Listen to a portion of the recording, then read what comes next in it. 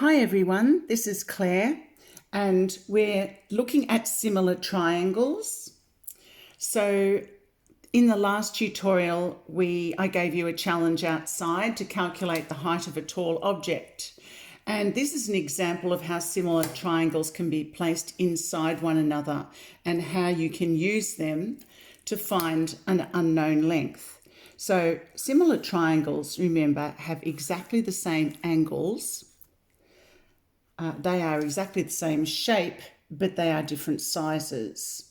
So here we have one triangle inside another larger triangle, and they have a shared angle here.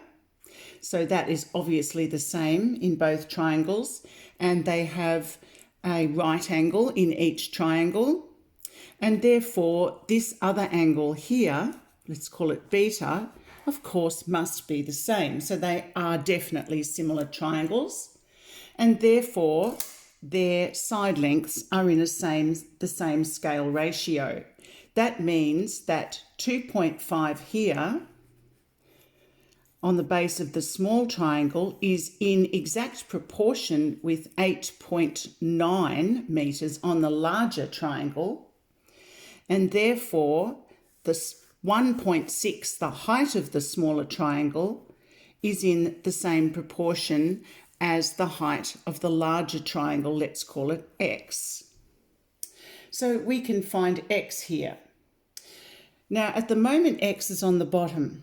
It's on the bottom of a fraction in a denominator position.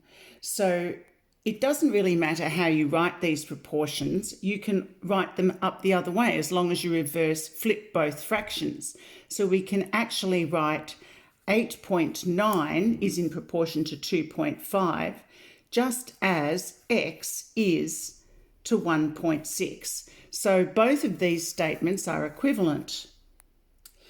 Using cross multiplication, what's on the denominator in this fraction, when it crosses the equals, is multiplied by what's on the top on this fraction.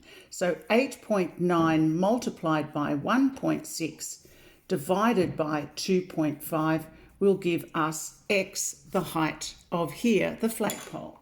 So using your calculator, and again, I recommend you use the fraction, put in the values.